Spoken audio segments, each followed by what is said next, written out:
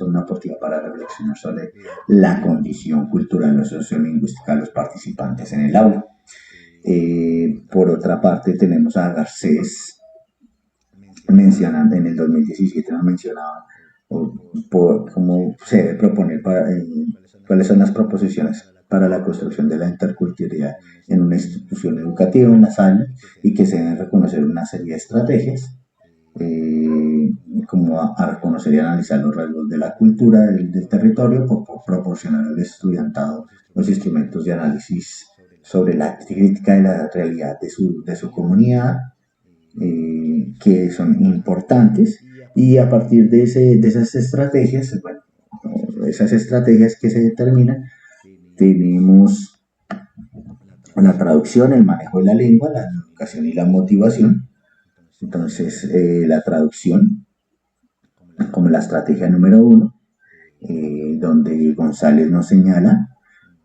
que se incorpora la traducción como una estrategia para que la educación intercultural se desarrolle hacia el bilingüismo, y que los docentes deben tener unas interacciones espontáneas dentro de su discurso, para donde haya una traducción continua del idioma o de las lenguas, perdón. Posteriormente a la traducción, tenemos que la segunda estrategia es el mismo manejo de la lengua, donde González de igual manera dice que este pueblo, como el Guajiro, como el pueblo guayú, posee una escritura específica sin caracteres, símbolos o signos originales propios de su idioma, sino con una solidez lingüística organizada que le permite en el pasado sobrevivir hasta esta fecha. Sin embargo, que se debe, lamentablemente, la lengua guayú, como la mayoría de las lenguas originarias, carecen todavía de un alfabeto conocido para que se pueda implementar de manera más organizada en el proceso educativo, y que es un trabajo que se debe desarrollar, el manejo de la lengua como algo muy esencial, como estrategia principal para el desarrollo de la educación intercultural bilingüista. Para la educación, González se refería a que el pueblo guayú posee una cantidad de cualidades patrimoniales que permite fortalecer su parte histórica, económica y cultural en un contexto particular de este pueblo.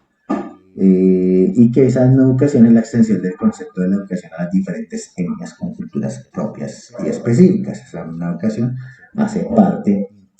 importante de que un proceso educativo bilingüista sea o no exitoso particularmente dentro de este pueblo o dentro de esta sociedad. Y en Mujica, en el 2006, nos invita a ser conscientes de que esos elementos o componentes de la cultura deben ponerse en juego para que el pueblo pueda hacer realidad su propio proyecto histórico, que él sea el responsable de direccionar su parte formativa directamente. Finalmente tenemos como estrategia la motivación, donde afirma Mujica, donde Ivancevich, Konopasky y Mateuson en el 2006 se refieren a que ninguna combinación de capacidades o oportunidades genera un grado de desempeño elevado sin cierto nivel de motivación o disposición para desempeñarlo. Es fundamental la motivación, ellos lo ven de esa manera, para que cualquier proceso educativo, especialmente este de bilingüismo intercultural, tenga un éxito. Es una estrategia número 1. Dentro de las prácticas pedagógicas, entonces ya vemos que tenemos la traducción, el manejo de la lengua, la educación y la motivación como esas prácticas pedagógicas que se desarrollan en el aula, y las cuales son las que se miden en el proyecto para determinar qué tanto se aplican estrategias en un entorno bilingüe en aulas de primaria en sector, en este estado de Zulia, en Venezuela, que dentro de los resultados nos habla que las traducciones son usadas, pero que muchas veces el manejo de la lengua se carece en la mayoría de las escuelas de un manejo correcto de la lengua guayú, y que la traducción que muchas veces se hace de la lengua ha sido algo más coloquial, menos formal, pero sí se aplica en el aula. El manejo de la lengua regular, la educación es una de las motivaciones en el que se intenta que sea la misma comunidad quien desarrolle sus procesos educativos, y que en motivación las estrategias se tratan de desarrollar en el aula, pero que muchas veces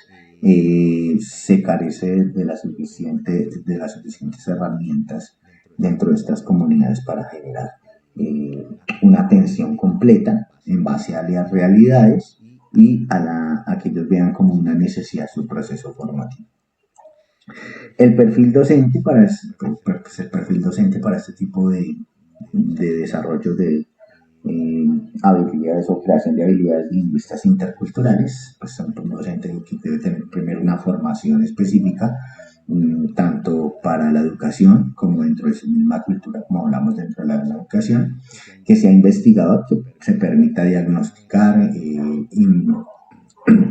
sumergirse en las realidades de su territorio, de su comunidad, de su aula y del contexto más cercano del desarrollo escolar, para ser un diseñador, posteriormente un diseñador planificador de esas estrategias, tanto para la traducción, el manejo de la lengua, la comunicación y la motivación. Y finalmente, bueno, posteriormente ser innovador frente a esas estrategias que desarrolla para impactar de manera mucho más eficaz a estas poblaciones, y finalmente, como lo veíamos, que sea un etnoeducador para que ese nivel formativo sea más exitoso dentro de este contexto. Entonces, este es como una descripción, la categorización de ese proyecto educativo intercultural bilingüe desarrollado en el estado de Zulia, de la República de Venezuela. Gracias por un excelente resto de día.